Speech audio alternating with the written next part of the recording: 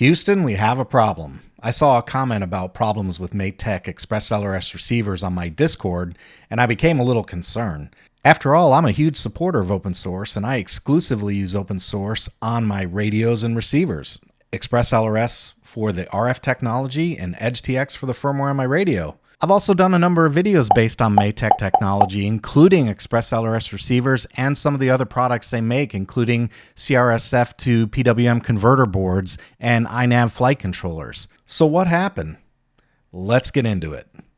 One of the EdgeTX developers who participates in my Discord dropped the following note in the Express LRS channel. They, Matek, stopped sending in their hardware to Express LRS for testing, so they do not get their own target and they're no longer officially supported. What the fuck are you talking about? I've been using Matek for years. They were early adopters of Express LRS and frequently are the first out of the gate with new tech.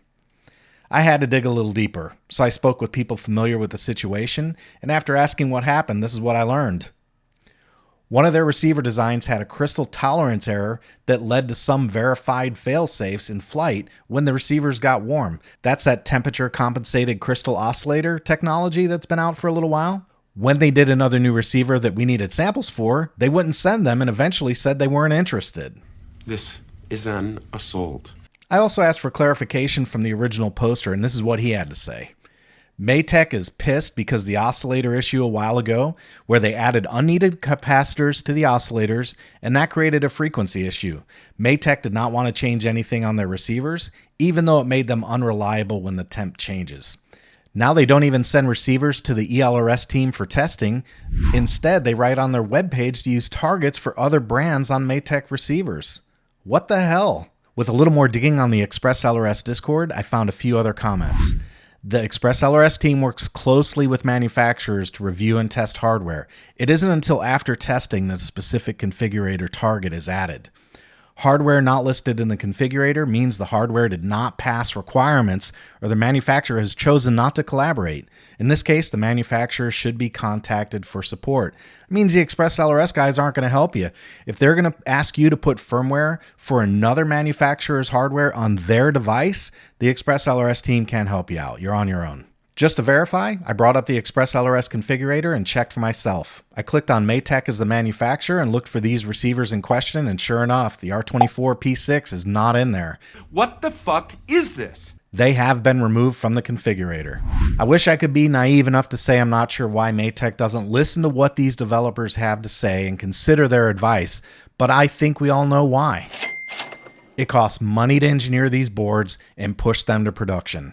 There's also the cost of acknowledging you did something wrong and dealing with potential fallout of mass replacements and brand damage. Sadly, this indicates to me Matek is not willing to do the right thing.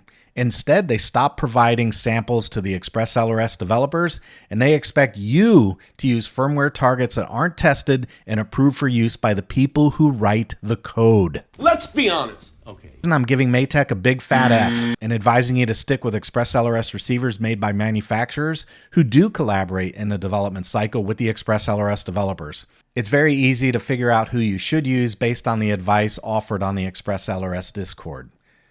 Those guys just simply say check the configurator and support manufacturers that support open source and the Express LRS project. So if a device is listed in the configurator, that lets you know it's been tested by the Express LRS team and they're confident in releasing a firmware for it.